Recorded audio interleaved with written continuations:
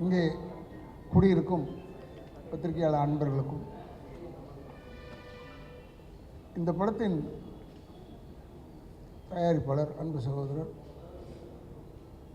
ராஜேஷ் அவர்களுக்கும் அவருடைய அடுத்த படத்துக்கு கதாநாயகனாக இருக்கக்கூடிய சையத் அவர்களுக்கும்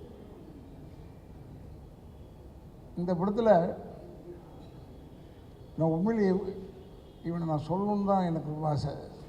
சையதுக்கு அடுத்தப்பில் உட்காந்துருக்கேனே அவன் தான் இந்த படத்தில் வில்லன் மாதிரி செஞ்சுருக்கான். நான் நடித்த படத்தில் கடைசி தோட்டால். ஆனால்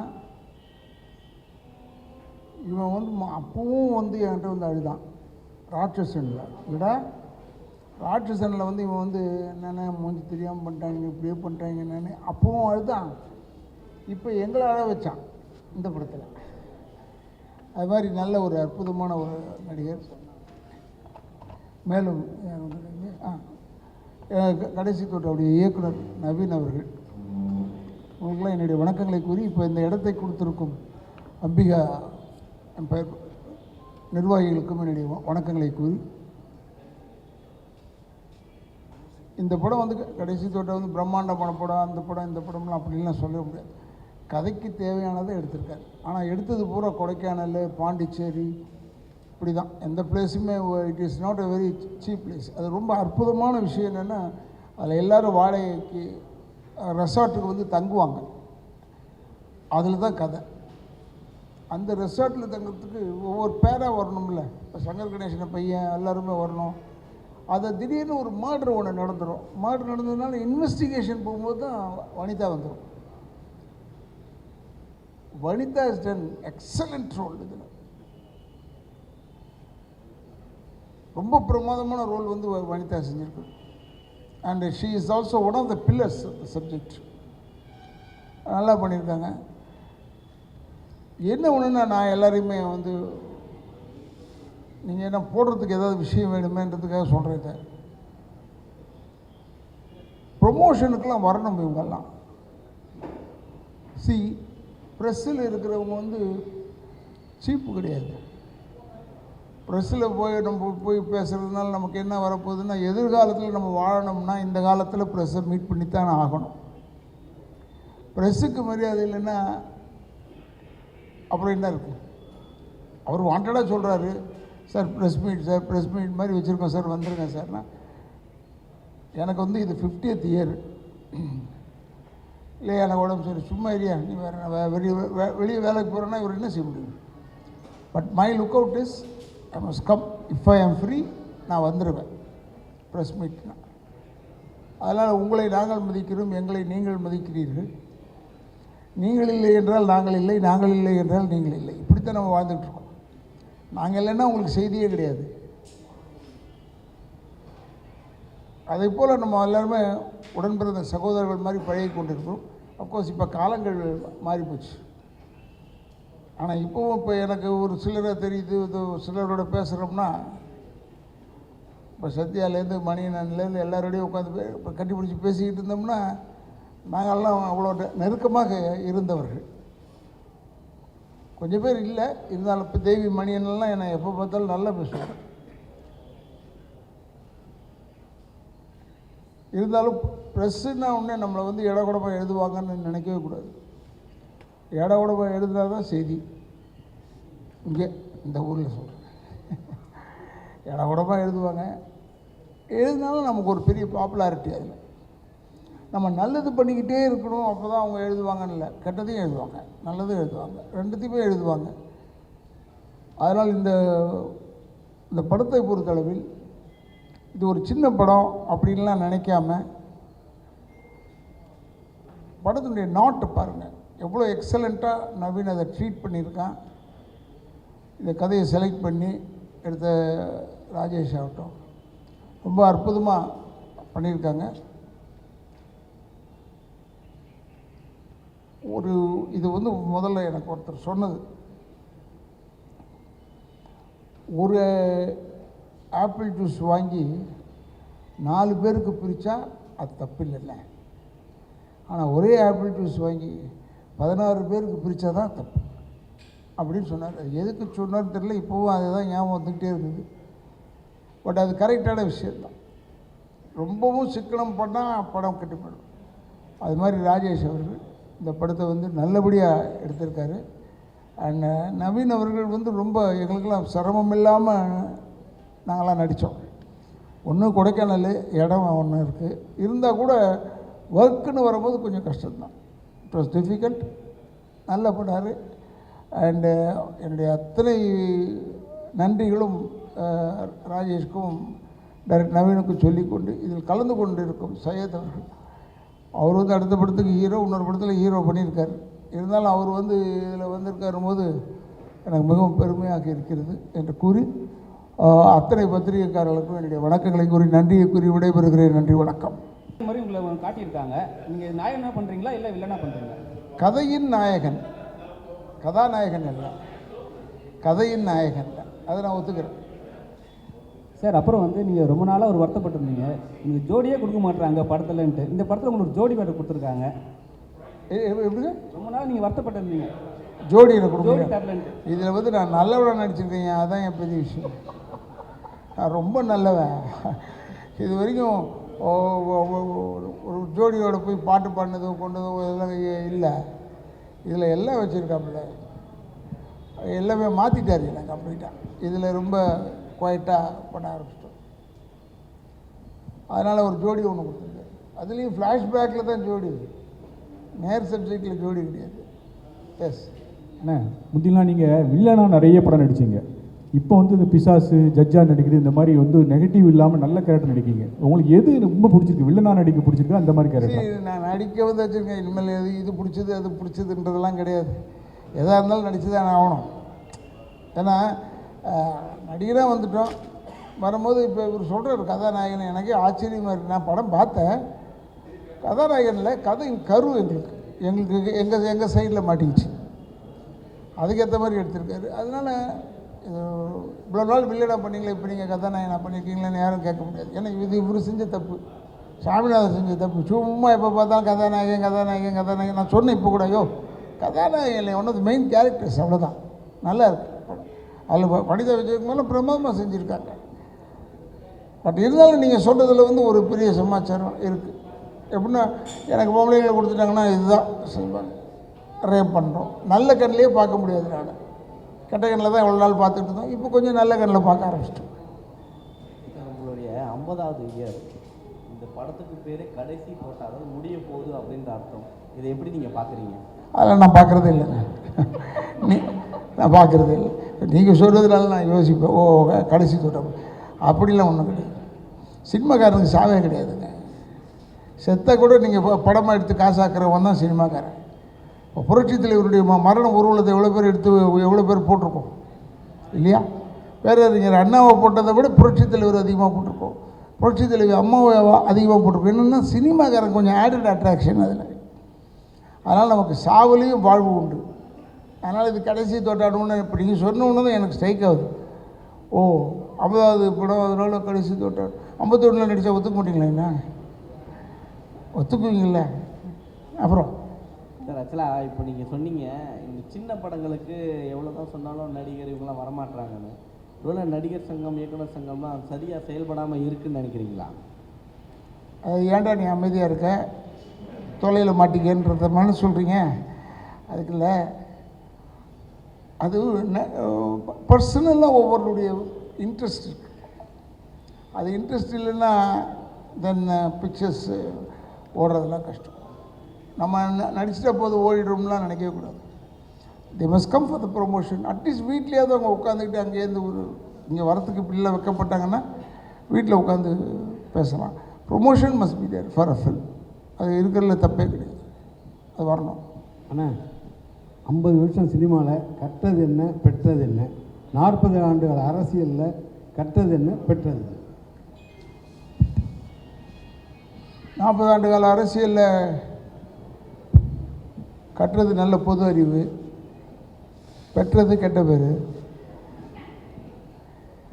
இது 50 ஆண்டு கால சினிமா உலகத்தில் பெற்றதும் கற்றதும் எல்லாமே அதே தான்.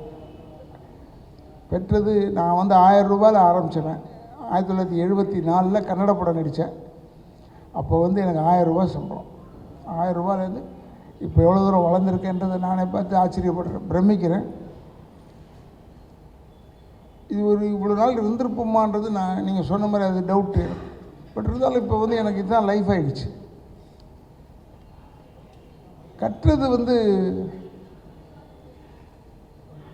இங்கேயும் பின்னாடி குத்துறது இருக்குது, சினிமாவில் நிறைய இருக்குது. அதெல்லாம் மீறி தாண்டி வரணும். இல்லாதது அப்படி பொல்லாததை சொல்கிறது அதெல்லாம் சினிமாவில் உண்டு. கொஞ்சம் அதெல்லாம் கற்றுக்கணும். கற்றுக்கிட்டா then we will be quiet. இப்போ நான் கொஞ்சம் பிக் மவுத். நான் எப்போ பெருசாக பட்டுன்னு அடிச்சிருவேன். அது எனக்கு வியாதி இருக்கக்கூடாதுன்றதுக்காக அப்படி சொல்கிறது, பேசுகிறது. அதே பழகிடுச்சு. எதையும் பிடிச்சி வச்சு பேச தெரியாது. இப்போ நான் வீட்டுக்கு போகிறேன்னு சொன்னால் இவருக்கு ஒரு வேலை இல்லைடா போல இருக்குது, வீட்டுக்கு போகிறாருன்னு சொல்லுவாங்க. நாங்கள் என்ன செய்வோம், ஸ்டுடியோக்கு போகிறோங்க அப்படின்னா ஏதோ ஷூட்டிங் இருக்குது போல இருக்குன்னு நினைப்பாங்க. ஷூட்டிங்கே இருக்காது. அதனால் இதெல்லாம் கட்டுறது.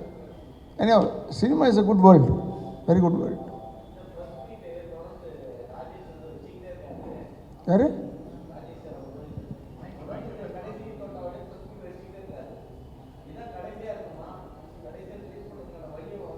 அடுத்த படம் ஆரம்பிச்சிட்டாரு. அதெல்லாம் இவருக்கு பழகிடுச்சுங்க. கொஞ்சம் லேட்டாக ரிலீஸ் ஆனால் பரவாயில்லன்னு சொல்லுவார். ஏன்னா பெரிய பெரிய ஆர்டிஸ்ட்டை போட்டு படம் லேட்டு தானே. அது ஏன்னா அவங்க கொடுத்த என்ன விஷயன்றதை கேட்டு பாருங்கள். ஏன் லேட் ஆச்சுன்றதுக்கு காரணம் கேட்டு பாருங்கள். இப்போ தான் மேலே உட்காந்து பேசும்போது சொல்லிகிட்டு இருந்தார், ஆச்சரியப்பட்டேன்.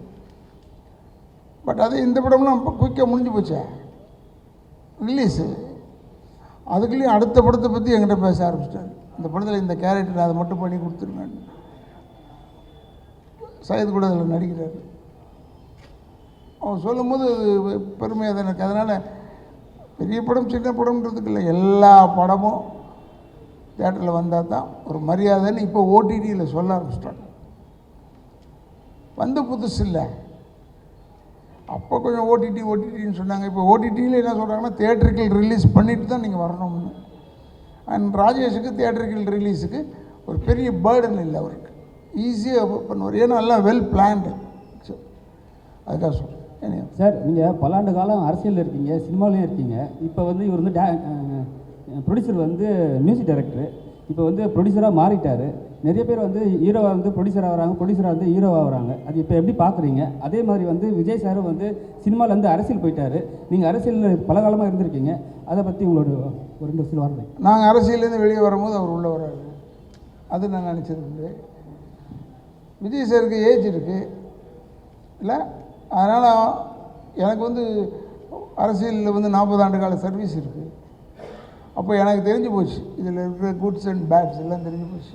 அப்படின்னு நினச்சிக்கிட்டு வேணாம், இது எதுக்கு எல்லாரையுமே நம்மளும் ஒழுங்காக இருக்க மாட்டோம். நானும் நல்லவன் கிடையாது, அதனால் நான் பெஸ்ட்டுவே ஒதுங்கி இருக்கிறது நல்லதுன்னு ஒதுங்கணும். அப்போ விஜய் சார் உள்ளே வர்றாரு. பெருமையாக இருக்குது.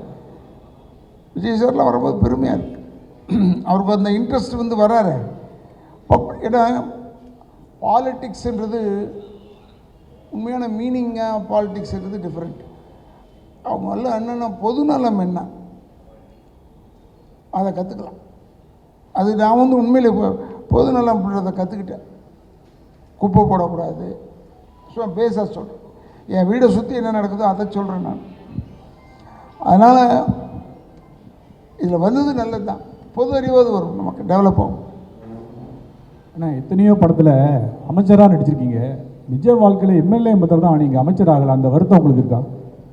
எப்பா நீங்கள் பத்திரிக்கை என்ன இப்படி கேட்டால் நான் என்ன செய்கிறது? அமைச்சர் ஆக்கிறது கட்சியுடைய தலைமையை பொறுத்து இருக்குது. நமக்கு அந்த அளவுக்கு தகுதி இல்லாமல் இருந்திருக்கலாம். எம்எல்ஏ ஆகிற அளவுக்கு தான் இவருக்கு கரெக்டு, அப்படி இருக்கலாம். இவ்வளோ வருஷம் நடிச்சிருக்கேன். 50வது வருஷத்தில் போய் இவர் போய் கதாநாயகன் நீங்கள் தாங்க கதாநாயகன் சொல்கிறாரு. அது மாதிரி யாராவது சொல்லணும், நம்மளை ஆக்கணும். வி ஆர் டிபெண்ட் இல்லை, இண்டிபெண்ட் கிடையாது. எஸ். தொடர்ந்து அரசியல் கருத்துக்களை கூறுவீங்களா? அரசியல்லேருந்து ஒதுங்கி இருந்தாலும் அரசியல் விமர்சனம் பண்ணுவீங்களா? நான் தான் முதல்ல சொன்னேன், என் வாயால் கட்டுருவேன்னு சொன்னேன். சும்மா இருக்க மாட்டேன். ஏதாவது கேட்பீங்க. உங்கள் பேர் என்னன்னு கேட்டால் உங்கள் நியாயம். உங்கள் பேர் ஏன் ராதாரவி நீங்கள் கேட்பீங்க. ப்ரெஸ்ஸில் மட்டும் புத்திசாலித்தனமாக தான் கேட்பீங்க. அப்போ அதுக்கு நான் ஒரு ஏடாகூடமாக ஒரு விஷயத்த சொல்லணும். அதனால் இதெல்லாம் கருத்துக்கள் எல்லாமே சொல்லுவேன். I'm also A voter. நானும் ஓட்டு போடுறவன், எனக்கு உரிமை இருக்குது. அது எந்த இங்கே வந்து இப்போ விஜயமா கூட விஜய் வந்து அவர் இதை ஆதரிக்கிறேன்னு அவர் திமுகவுக்கு போயிட்டாருன்னு சொல்லிட்டாங்க. முதல்ல அவர் பேசும்போது திமுககாரங்களாம் திட்டினாங்க, இப்போ பாராட்டுறாங்க. அது அல்ல. அதனால் இதில் வந்து கருத்துக்கள் சொல்லிக்கிட்டே தான் இருப்போம், டெஃபினட்டாக வாங்கி கட்டிக்கிட்டே இருப்போம். அதில் ஒன்று நான் தான் சொன்னேன், நான் இல்லைங்க, கட்சியிலேயே இல்லையே, எந்த கட்சியிலையும் இல்லை. இப்போ அதான் சொல்கிறார், அவர் கருத்து என் கேட்க மாட்டேன்னு சொல்லணும், கருத்துக்கள் சொல்லுவேன். என் கருத்துக்கள் ஒர்க் அவுட் ஆகும்போது பார்ப்போம், டெஃபினட்டாக ஐ வில் டெல். சார் தொடர்ந்து நடிகர் சங்கம் கட்டுறேன்னு சொல்லிட்டு எல்லாருமே அமௌண்ட் கொடுத்துக்கிட்டே இருக்கேன், நான் 1 கோடி நீ 1 கோடின்றாங்க. ஆனால் கடைசி வரையும் அதை எழும்பவே இல்லை. லாஸ்ட்டாக வந்து ரஜினி வந்து நான் பார்க்குறேன் அந்த பில்டிங்கை அப்படின்னு சொல்லியிருக்காரு. வெறும் கம்பி துருபிடிச்சி தான் இருக்குது. ஏன்னா நீங்கள் அந்த பொறுப்பெல்லாம் இருந்திருக்கீங்க, இன்னமும் அப்படியே இருந்திருக்கேன். இப்போ இல்லையே நானே. இல்லை அந்த இடத்துல இருந்தீங்கல்ல, நடிகர் சங்கத்தில் நீங்களும் ஒரு இருந்திருக்கேன். அம்மா அதுக்கு என்ன செய்ய முடியும்? இப்போ இல்லையே. இன்னொரு அட்மினிஸ்ட்ரேஷன் நடக்குதா அது எனக்கு தெரியல, எனக்கு தெரியாது. எனக்கு அந்த பக்கமே நான் போகிறதில்ல. I don't know what they are டூயிங்கிறது எனக்கு தெரியல. பட் பூஜை முருகன், கார்த்திக் இவங்கெல்லாம் இருந்து ஏதாவது ஹெல்ப் பண்ணுறாங்கன்னு நினைக்கிறேன். டெஃபினட்டாக it will come out well. அது ரஜினி சாரை போய் பார்த்துருக்காங்கன்னு போட்டிருந்தாங்க. அப்போ அவர் நான் வந்து பார்க்குறேன்னு சொன்னாங்க. நான் இருக்கும்போது ஒரு வாட்டி இப்படி தான் தேவர் ஃபிலிம்ஸ் அந்த படம் பாட்டுக்கு ஒரு தலைவன், அதில் இருக்கார் அவர் ஹீரோ, டபுள் ஆக்ஷன் பண்ணுவார், சுகா சினிமாலாம் இருக்கும். இல்லை இல்லை இல்லை, தேவர் ஃபிலிம்ஸ் ஆஃபீஸ் இருக்குல்ல, அதுக்கு பின்னாடி தானே தியாகராஜன் சார் வீடு. அந்த வீட்டில் ஷூட்டிங் நடந்துகிட்டு இருந்தது, ரஜினி சார் நடிச்சுட்டு இருந்தார். போய் நான் என் காரில் கூப்பிட்டு போனேன் நடிகர் சங்கத்தை பார்க்குறதுக்கு. அவர் சுற்றி பார்த்தார், கரெக்டாக அப்படியே தான் இருக்குது, இன்னும் சார் அப்படியே தான் இருந்தது நடிகர் சங்கம். அதுக்கப்புறம் தான் அங்கே சரத்குமார் வந்தார், அவர் இடித்தார். நாங்கள்லாம் இடித்து பிளான் பண்ணி பெருசாக கட்டலான் போது இந்த பத்திரத்தை அடகு வச்சுட்டாங்கன்னு அவங்க சொன்னாங்க. எதையோ ஒன்று சொல்லி தானே ஜெயிக்கணும். இப்போ திமுக ஜெயிச்சதுக்கு எல்லோரும் சொல்கிறாங்க, நிறைய அவங்க சொன்னதெல்லாம் நடத்தவே இல்லை சார், ஆனால் ஜெயிச்சிட்டாங்க. அது ஜெயிக்கிறது தானே சொல்கிறது. நம்புறது நம்பாது நம்ம கையில் இருக்குது. இதைத்தான் அங்கே செஞ்சோம். சரத்குமார் நல்லா நடத்தினார், பாவம் அவருக்கு கெட்ட பேர் அதில். பட் ஏனியாவும் அதில் சொல்லும் போது ராதாரவிக்கு அதிகமான வாயி, ராதாரவி எல்லோரும் திட்டுறார், அதனால தான் ஒரு வாட்ஸ்அப்பில் ஒருத்தர் பேசியிருக்காரு. அதை பற்றி கவலையே பண்ணல. அவங்களுக்கு என்ன செய்தி போகணுமே, அன்றைக்கி அந்த வாட்ஸ்அப் வேலையாகணும்னா யாரையாவது பற்றி சொல்லணும், ஹெட்டிங் போடுவாங்க. அதனால் they do it, we appreciate that. இந்த 50 ஆண்டு கால சினிமா வாழ்க்கையில் நீங்கள் எல்லாரும் கூட நடிச்சிருக்கீங்க, பல தலைமுறையை பார்த்துட்டீங்க. உங்களுக்கு மறக்க முடியாத, இதுதான்ப்பா எனக்கு மறக்க முடியாத படம், இந்த நடிகர் எனக்கு மறக்க முடியாது, இது வாழ்நாளில் அப்படி பொக்கிஷமாக வச்சுருக்கேன்னா எது? அப்படி கிடையாதுங்க, நான் எல்லா படத்தையுமே பொக்கிஷமாக தான் வச்சுருக்கேன். எனக்கு பிசாசு உள்பட எல்லா படத்தையுமே சொல்கிறேன். ஃபஸ்ட்டு வந்த தமிழ் படத்தில் ஃபஸ்ட்டு வந்தது மன்மத லீலை. அதிலேருந்து இன்றைக்கி வரைக்கும் நான் பொக்கிஷமாக தான் எல்லாத்தையும் பார்க்குறேன். எல்லோரையும் நான் நண்பர்களை தான் பார்ப்பேன். பட் எதுவாக இருந்தாலும் தவறு இருந்தால் தவறுன்னு சொல்லுவேன். அது அதிக பிரசங்கித்தனம்னு சில பேர் சொல்கிறாங்க. அது பொது அறிவுன்றது ஒன்று தெரியாமல் போச்சு உங்களுக்கு. தவறுன்றது தவறுன்னு சொல்லலைன்னா அப்போ தான் உண்மை நிலைக்கும், பொய் செத்து போயிடும். நீங்கள் தவறுன்றதை தவறுன்னு சொல்லாமல் இருந்தீங்கன்னா பொய் வாழும், உண்மை செத்து போயிடும். அப்புறம் ஆனால் நடிகர் சங்க கட்டடத்துக்கு உங்கள் நண்பர் விஜயகாந்த் சார் பேர் வைக்கணும்னு நிறைய கோரிக்கை இருக்குது. ஆனால் இப்போ உள்ள நிர்வாகம் என்ன சொல்கிறாங்கன்னா உறுதி கொடுக்க மாட்டேங்காங்க, பொதுக்குழுவில் தான் பேசணும் அப்படிங்காங்க. உங்களுக்கு அந்த கருத்தில் உடன்பாடு இருக்கா, கட்டடத்துக்கு விஜயகாந்த் சார் பேர் வைக்கணும்னு? எனக்கு விஜயமா வந்து பேர் வச்சாலும் எனக்கு கவலை இல்லை, தப்பு இல்லை.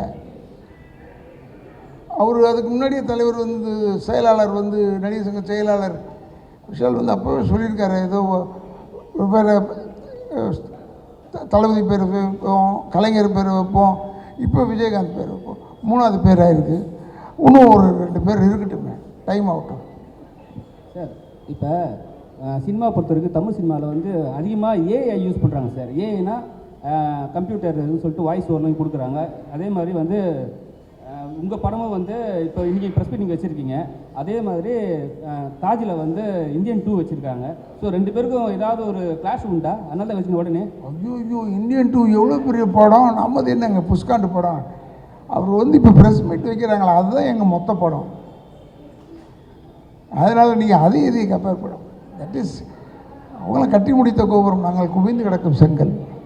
அப்புறம் ஏஐ இப்போ வந்து வாய்ஸ் ஓவரில் மாற்றுறாங்க. ஒருத்தர் இறந்துட்டாங்கன்னா இப்போ வந்து சினிமாவிலே அதேமாதிரி மாற்றுறாங்க, ஒரு கிராஃபிக்ஸும் பண்ணுறாங்க. அதை நீங்கள் எப்படி பார்க்குறீங்க இந்த 50 வருஷம்? நல்லதாங்க, அது நல்லதான்.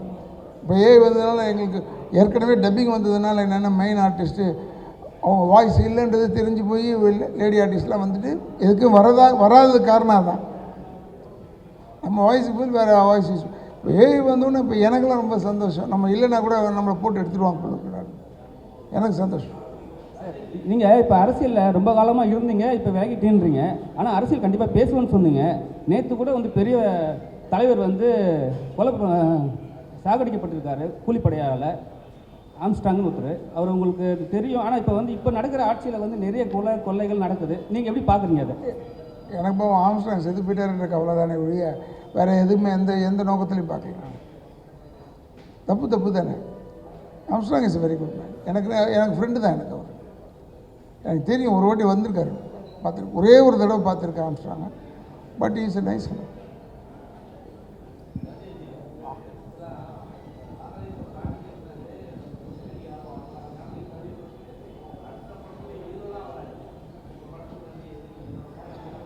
நான் அதை பற்றி கவலைப்படுறதில்லை. லாஸ் எனக்கு இல்லை. ஏன்னா நான் படம் எப்படி எடுக்கிறேன்னா அந்த படத்தோட கதையை நம்பி தான் படம் எடுத்துட்டுருக்கேன். ஆனால் இன்னி வரைக்கும் அப்பா வந்து நான் ராதாரவி சார் அப்பா தான் கூப்பிடுவேன். இன்னி வரைக்கும் இந்த படம் எடுத்ததுலேருந்து ஃபஸ்ட் காப்பி வந்து பார்க்கும்போது வரைக்கும் படம் என்ன லெவலில் வந்திருக்கு, ஏது வந்து அந்த ரிசல்ட்டில் வந்து போஸ்டர்லேருந்து எல்லாமே ஃபோன் பண்ணி கேட்பார், நல்லா வந்திருக்குன்னு சொல்லி அப்ரிஷியேட் பண்ணுவார். அதனால் இவ்வளோ பெரிய ஒரு லெஜண்ட் வந்து ஒரு என்ன சொல்கிறது, எந்த ஒரு பந்தா இல்லாமல் ப்ரொடியூசர்ஸ் கிட்ட கேட்டு படம் எப்படி வந்திருக்கு கேட்டு இன்றைக்கி வரைக்கும் ப்ரெஸ் மீட்டுக்கு வரைக்கும் உட்காந்துருக்காங்கன்னா அவங்கள பார்த்து வராத நடிகர்களை வந்து கற்றுக்கணும்னு ஆசைப்பட்றேன். வேறு ஒன்றில் எவ்வளோ பிஸியாக இருந்தாலும் சரி, படம் ஒத்துக்கும் போது எல்லாமே மண்டையாட்டிடுறாங்க. பட்டு ப்ரெஸ் மீட்டுன்னு அப்படின்னும் போது எப்படி ப்ரெஸ் மீட் ஒரு வாரம் முன்னாடி சொல்லிடுவோம் நம்ம. பட் ஒரு 10 நிமிஷம் கலந்துட்டாங்கன்னா சந்தோஷமாக இருக்கும். பட் இப்போ நான் அந்த கவலைப்படுறதே விட்டுட்டேன். என்னோடய முதல் படத்துலேருந்து அந்த கவலைகள் நிறையா இருந்தது. இப்போ அதை பற்றி கவலைப்படுறதில்லை. அதனால் என்னை பொறுத்த வரைக்கும் படத்தை கண்டென்ட் மேக்கிங் ஸ்டோரி அதை நம்பி தான் நான் படம் எடுத்துட்டுருக்கேன். கடைசி தோட்டா நாங்கள் படம் வந்து ஒரு 7 ப்ரெஸ் மீட் அட்டன் பண்ணியிருக்கோம். உங்கள் சத்யா பியரை வச்சு நீங்கள் ஒரு 100 ப்ரெஸ் மீட் அமைச்சிருப்பீங்க. படம் எப்போ தான் ரிலீஸ் ஆகும்? August last. அது இப்போ சொன்னீங்களே நான் 100 வைக்கிறேன்றீங்கள, நான் அந்த 100 வைக்கிறதுல கரெக்டான ஆர்டிஸ்ட் நடித்தவங்க எல்லாரும் வந்திருந்தாங்கன்னா 2 முடிச்சிருப்பேன். நானும் ப்ரமோஷன் பண்ணிக்கிட்டே தான் இருக்கேன். முதல் படத்தையும் நீங்கள் பார்க்குறீங்க, லோக்கல் சர்க்கிள்லேருந்து பார்க்குறீங்க. எனக்கு நடித்தவங்களே வராததுனால என்னால் அந்த படத்தை வந்து மக்கள்கிட்ட போய் ரீச் பண்ண முடியல. இப்போ மீடியா நீங்கள் என்ன பண்ணுறீங்கன்னா ரொம்ப பெரிய செலிப்ரிட்டிஸ் வரும்போது தான் கேமரா ஃபோக்கஸ் பண்ணி, ஏன்னா அது உங்களுக்கு தப்பு சொல்ல முடியாது, அது தேவைப்படுறது. அப்போ அவங்களாம் வராத போது என்ன ஆகுதுன்னா அந்த ஃபுட்டேஜ் ஓர வைக்கப்படுது. இதெல்லாம் நான் பார்த்துக்கும் போது எப்போ தான் வருவாங்க அந்த பீக் ஆர்டிஸ்ட்னால் வரதே கிடையாது. அப்போது நான் இவ்வளோ பப்ளிசிட்டி பண்ண வேண்டியதாக இருக்குது. பப்ளிசிட்டி பண்ணியும் இப்போ நான் கற்றுக்கிட்டது என்னென்னா படத்தோட கதையும் படத்தோட மேக்கியும் நம்புகிறேன். ஆனால் அதுதான் ஆடியன்ஸ் கிட்ட போய் கொண்டு சேருறதுனால இது கடைசி ப்ரெஸ் மீட்டாக இருக்கும் இந்த படத்தோட சார்பாக. அடுத்த படத்தோட ஹீரோவை எடுத்துன்னு வந்து இந்த படத்தில் ஜாயின் பண்ண காரணம் ப்ரெஸ் மீட்டில்? நான் அப்படியே சொல்லிடுறேன். அடுத்த படம் ஸ்டார்ட் பண்ணுறோம். செப்டம்பர்லேருந்து ஷூட்டிங் ஸ்டார்ட். 12th சயீத் தான் ஹீரோ. பார்த்துருப்பீங்க பைரி படத்தோட ஹீரோ கதாநாயகன் தான் இவர். டைரக்டர் விக்கின்னு சொல்லி ஒரு புது இயக்குனரை எங்கள் பேனர் மூலியமாக அறிமுகப்படுத்துகிறோம். அவர் பேர் விக்கி, டைரக்டர். சயீத் தெரியும் உங்களுக்கு, பைரி படத்தில் நல்லா ஃபேமஸாக இருப்பார். அவரை வச்சு ஒரு ப்ளே பண்ணுறோம். September 12th start. சம்பள பிரச்சனைனா சம்பள பிரச்சனை இருந்தாலாவது பரவாயில்லையே. இங்கே என்னென்னா டப்பிங் வர்றதுக்கு முன்னாடி எல்லோரும் வாங்கிடுறாங்க. வாங்கிட்டு ப்ரெஸ் மீட்டுன்னு வரும்போது அதுக்கு தனியாக காசு கேட்குறதா சில காதுகளில் வருது. பட் அது உண்மையாக பொய்யான்னு எனக்கு தெரியாது. ஆனால் நடித்த படத்துக்கே வர மாட்டேன்றாங்களே. இல்லை இல்லை, அவங்க வந்து நிறைய ப்ரெஸ் மீட்லேயும் சொல்லியிருக்காங்க, இப்போ எல்லாத்துலேயும் சொல்லியிருக்காங்க. என்னை வந்து ப்ரமோஷன் கூப்பிட்டா நான் வருவேன் கண்டிப்பாக, எனக்கு டைம் இருந்தால் சொல்லியிருக்காங்க. ஆனால் நீங்கள் வந்து தப்பாக ப்ரொடெக்ட் பண்ணுற மாதிரி இருக்கு. பரவாயில்ல சார், நான் வந்து கிட்டத்தட்ட இந்த ஃபோன் காலில் காட்டுறேன், கிட்ட 10-15 தடவை இந்த ஒரு வாரத்தில் பண்ணியிருக்கேன் சார். ஃபோன் எடுக்கிறதே இல்லை. என்னை சார்ந்த டேரக்டரும் ஃபோன் பண்ணியிருக்காரு, ஃபோனுக்கு ரெஸ்பான்சிபிலிட்டி இல்லை. நாங்கள் என்ன பண்ண சொல்கிறீங்க? இப்போ அவங்க வந்தால் தான் அப்படின்னும் போது எங்களுக்கு வந்து கிடையாது. அதான் சொன்னேன், நான் அந்த மென்டாலிட்டியை மாற்றிக்கிட்டேன். என்னோட படம் நல்ல படமாக எடுக்க வேண்டிய பொறுப்பு. அப்போ அப்பா சொன்னார்ல, மேடம் வந்திருந்தாங்கன்னா எங்களுக்கு மைலேஜ், அந்த மைலேஜ் அவங்க கொடுத்துருந்தாங்கன்னா சப்போஸ், ஏன்னா அவங்க இன்னும் படம் பார்க்கல, மேபி பார்த்துருந்தாங்கன்னா கண்டிப்பாக அவங்க வந்து ஒரு தானாகவே முன்னிருந்து வருவாங்க. ஏன்னா அவங்க எப்படி எடுத்துட்டு இருக்காங்கன்னு தெரியாது. இப்போ அப்பா சொன்னாலே முக்கியமான ரோல் ப்ளே பண்ணிருக்காங்க வனிதா. இது வரைக்கும் அவங்க ஹிஸ்ட்ரியில் இந்த மாதிரி ஒரு ப்ளே பண்ணுவாங்களா அப்படின்றது ஒரு சேலஞ்சிங்கான விஷயம் தான். பட் கூப்பிட்டோம், ஃபோன் பிக் பண்ணல. ஸோ ஒரு வேளை எந்த பிஸியாக இருக்கலாம், அதை நான் தப்பாக சொல்ல முடியாது. பட் இருந்தாலும் ஒரு மெசேஜாக கேட்டிருந்தாங்கன்னா, இன்னைக்கு வந்திருந்தாங்கன்னா எங்களுக்கு ஒரு மைலேஜ் கிடச்சிருக்கும். அப்பா சொன்னாப்புல அந்த மைலேஜ் இல்லாதனால தான் ப்ரெஸ் மீட் ஏறிக்கிட்டு இருக்கு. தெரியுதா உங்களுக்கு? அந்த மைலேஜுக்காக தான் அவங்க காசு கேட்குறாங்கன்னு சொல்கிறீங்களா? நான் அப்படி சொல்லலை, எனக்கு வந்த நியூஸ் அது உண்மையாக போய் இல்லைன்னு சொன்னேன். ஆமாம், அது உண்மையா இல்லையான்றது எனக்கு தெரியல. பட் நான் அப்படி சொல்லலை. காதலை வந்தது அது பொய்யா கூட இருக்கலாம். நான் எப்போதுமே என்கிட்ட வர வரைக்கும் அது உண்மையாக பொய்யான்றது வச்சுருப்பேன். பட் அதனால் அவங்க வரல. சரி, அவங்க வந்திருந்தாங்கன்னா எனக்கு ஒரு மைலேஜ் கிடச்சிருக்கும். நான் பூஸ்ட் பண்ணுறதை கம்மி பண்ணிப்பேன். இப்போ நான் பூஸ்ட் பண்ண வேண்டியதே இருக்கு. இப்போ நீங்கள் கேட்டீங்களா 100 வைக்கிறேன்னீங்களே, 100 ஒன்றாக்க முடியும் எல்லாரும் வந்துட்டாங்கன்னா. அது எல்லாரும் ஆக்ட்ரஸும் வந்து ஒத்துழைப்பு கொடுத்தா சந்தோஷமாக இருக்கும்.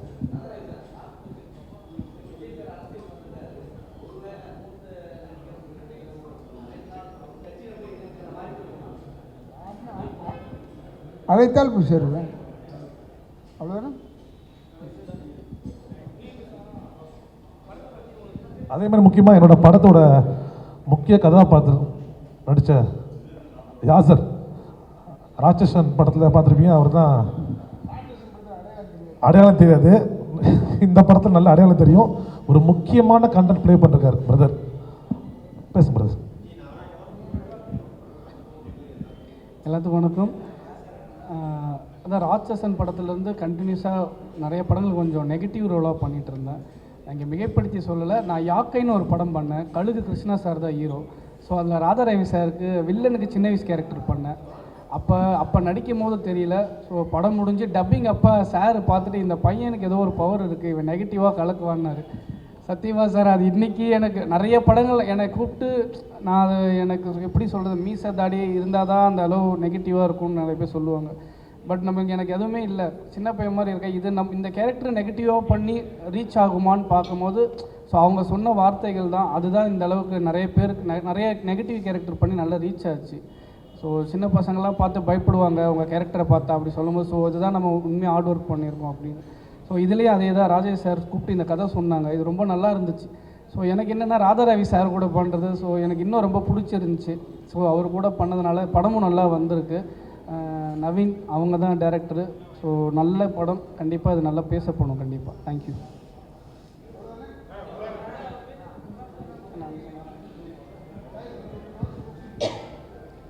பத்திரிகை நண்பர்கள் எல்லாருக்குமே வணக்கம். ரொம்ப சந்தோஷமாக இருக்குது இந்த மாதிரி ஒரு தருணத்தில் என்னோடய 2வது படத்தோட அறிவிப்பு ஐயா முன்னாடி கொடுக்குறதுங்கிறது ரொம்ப சந்தோஷம் எனக்கு. பைரிக்கு வந்து நிறைய சப்போர்ட் பண்ணியிருந்தீங்க. ஸோ மீடியா நண்பர்கள் நிறைய பேர் வந்து பயங்கர பாசிட்டிவான கமெண்ட்ஸ் கொடுத்துருந்தீங்க, நல்ல ரிவ்யூ கொடுத்துருந்தீங்க. ஸோ அது எல்லாத்துக்குமே இந்த மேடையில் இருந்து நன்றி சொல்லிக்கிறேன். ஸோ கண்டிப்பாக அடுத்த பண்ணுற படம் விக்கி டைரக்ட் பண்ணுறாரு. ஸோ ராஜேஷ் சார் தான் ப்ரொடியூஸ் பண்ணுறாங்க, ஐயாவும் நடிக்கிறாங்க அதில். ஸோ அந்த படமும் கண்டிப்பாக உங்களுக்கு என்னோட சப்போர்ட், உங்களோட சப்போர்ட் எனக்கு வேணும். இன்னும் பெரிய இடங்களுக்கு எங்களை கொண்டு போய் சேர்க்கணுங்கிறது அவங்க எல்லாத்துக்கும் நான் கேட்டுக்கிறேன். ஸோ கடைசி தோட்டா மிகப்பெரிய வெற்றி பெற எங்களுக்கு ரொம்ப சந்தோஷம். வெற்றி பெறுங்கிறது பெரிய கான்ஃபிடென்ட் இருக்குது எங்களுக்கு. நன்றி.